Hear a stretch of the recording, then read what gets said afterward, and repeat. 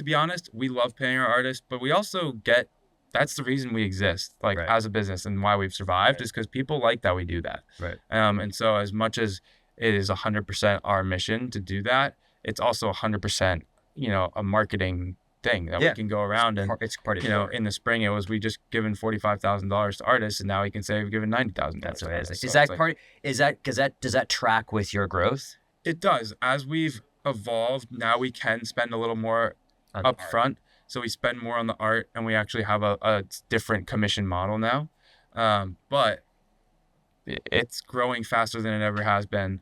And, so it's not like you could say, okay, we've given this much, like, here's their quarterly earnings, but like it's a little different for each artist, and there's always like nuances. So some people are illustrators, and so they need to, if I ever need that art, I need the rights to it. So that's a different thing, So there's all these different things that go on, but yeah, because I bet in the art world, and I haven't done too much in the art world within the last decade or so, but at a point I was buying art, but I bet there is like, probably for licensing, there's like the digital rights also, just beyond just the physical rights. And we've actually run into interesting situations because of that, like where you're gonna have new processes around getting contracts and being much more clear about what it is that we're actually purchasing and what they're giving us. Yeah, exactly. Because and the nice thing is, artists, while they may not be the most business savvy, we know they don't really have malintent, and we never have malintent. So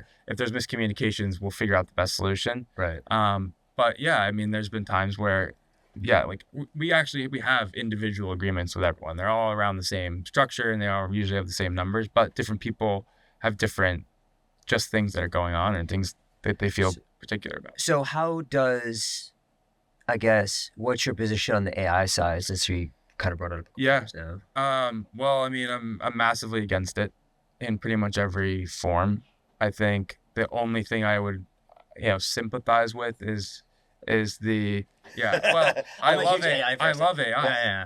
I think there's a lot of things you can do with it. I think there's a lot of benefits potentially there, although some things to be cautious about. Of course. I think that art, it's just like, what if the top 10 on Spotify was AI music? Like, I don't think anyone would be happy about that, And maybe like it probably would be. And like, you can do a sick tiger as long as you don't look at the toes and realize there's 15 of them.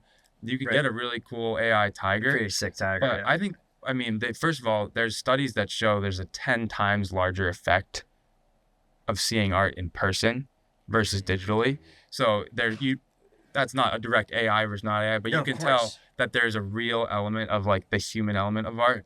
And in my opinion, when I'm looking at art, half of the fun is what it looks like, and half of the fun is like, why did he paint this? Or why did she paint this? And why, it looks like he went over this and did this. And some of our art is really cool how you can, follow that mind of the artist. And the AI art I think shoots an arrow right through that. And so we did a April Fool's. We did an AI booklet, and we said, we're launching this new thing, and we had dozens of artists in our DMs. Like, what the hell? Like, and I think struck a nerve. Yeah, and when you're, I don't know, it's like if anything, it's like if you practice basketball your whole life, and all of a sudden you can pay $10 to buy a robot at Walmart that plays basketball better than you're going to be kind of annoyed about it. And so I think, unless you went one-on-one, I said.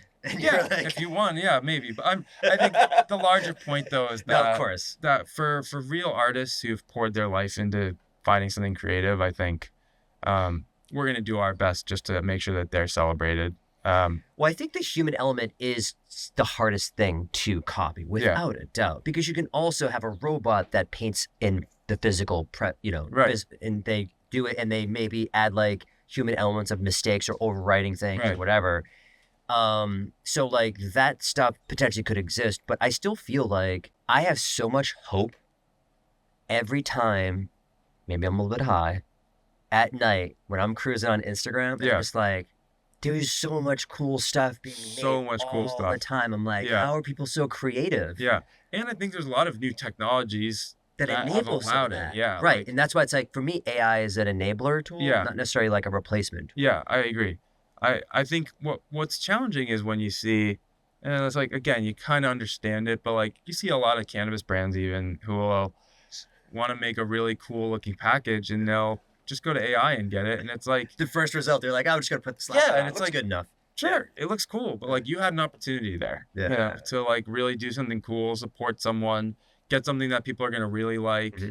And I think it's underrated. There's a huge, honestly, I think it's almost hypocritical is not the right word, but it's almost like you got to look in the mirror for yourself. It's like cannabis people should know better than anyone how deep a sort of kicked under the rug community can run. Like I think people in legal states have so much sympathy for people in states where it's illegal because we know how good it can be.